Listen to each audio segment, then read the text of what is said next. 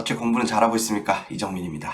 상담을 하다 보면은 학원의 도움을 받을 만한 것에도 굳이 안 다니는 애가 있고, 반대로 쓸데없이 학원만 자꾸 찾는 애가 있죠.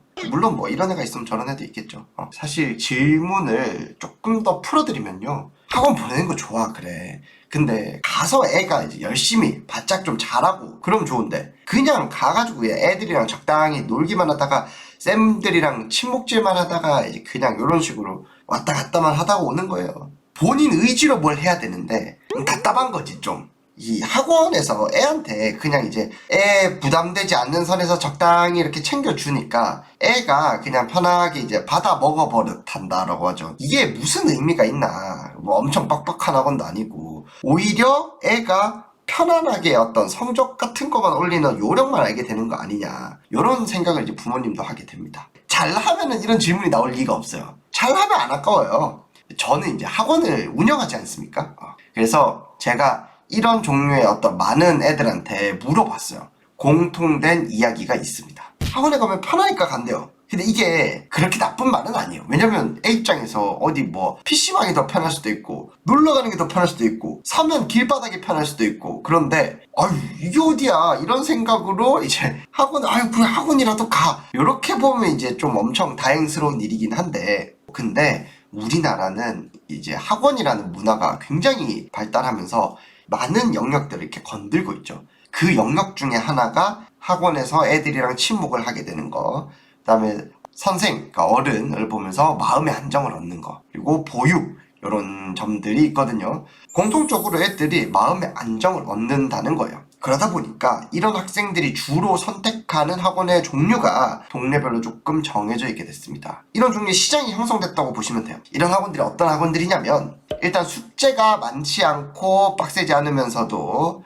학원비가 좀 적당히 저렴하고, 세 번째로 경력과 학벌이 상대적으로 조금 적은 저비용의 젊은 선생님이 적당히 애랑 놀아주고, 그 다음에 학원에서는 애를 그렇게까지 압박하지 않는 이런 적당한 학원들이 대부분이죠. 자, 그러다 보니 이러한 종류의 학원들이 이제 일종의 애한테 학업 면죄부를 주는 어떤 적당한 편안함, 여기에 이제 포커스가 맞춰져 있다 보니까 애 입장에서도 학원에서 적당히 시키는 대로 가도 뭐 딱히 뭐 엄청 내신 스트레스니 뭐니 이런 거 없이 적당한 점수를 적당히 받을 수 있게 됩니다. 굳이 막 애가 학교에서 막 집중해가지고 수업을 듣지 않아도 되고, 내가 꼼꼼하게 챙기지 않아도 되니까 너무 편한 거예요. 물론 이제 제 개인적인 생각은 이 목표가 어떤 뭐 서울대 혹은 의대 이런 게 아닐 바에야 놀면서 그냥 편안하게 스트레스 안 받고 공부만 이런 식으로 해도 제가 봤을 때는 별 상관은 없어요.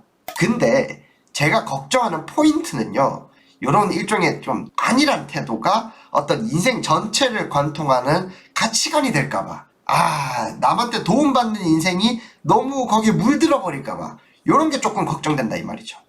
자, 그러면 이걸 어떻게 해결하느냐? 자, 이게 해결이 되겠습니까? 왜냐면 애 인생관 자체가 바뀌어야 되는 거예요, 당연히. 그나마 좀 쉬운 거, 사회적으로도 조금 바람직할 만한 거, 이런 거 위주로 좀 말씀드리면, 일단 공교육에 대해서 조금 신뢰가 있어야 돼요.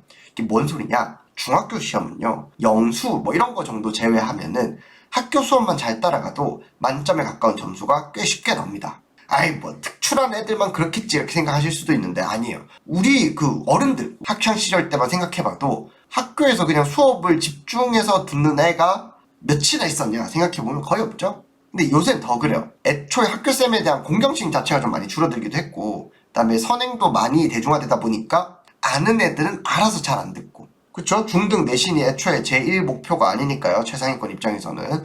근데 모르는 애들은 애초에 그런 의지도 별로 없고, 평균 90점 뭐 이런 게 안 되는 많은 학생들이 그냥 이제 상위권 애들이 안 하니까 따라서 수업을 같이 안 들어버립니다. 그래서 중위권 애들 입장에서는 학원에 지나치게 의존하기보다는 학교 수업에 집중하기, 뭐 복습 잘하기, 요 정도만 해도 상위권이 가능하다는 어떤 확신이 꼭 필요해요. 다시 말해서 학원을 가지 않더라도 학교에서 충분히 현행 학업 정도는 된다라는 점을 애가 적당히 좀 알 필요가 있어요.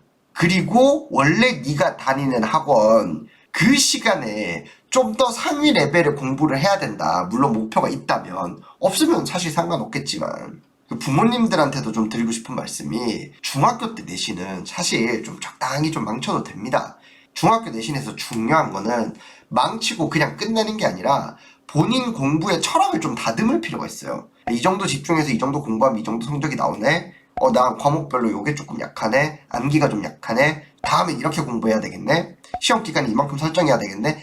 이런 류의 어떤 공부에 대한 좀 철학이 좀 쌓였으면 좋겠습니다. 그래서 오늘은 제가 전반적으로 중학생, 중위권 애들이 너무 학원에 빠지는 것 같다. 이런 거에 대해서 좀 말씀을 드렸는데요.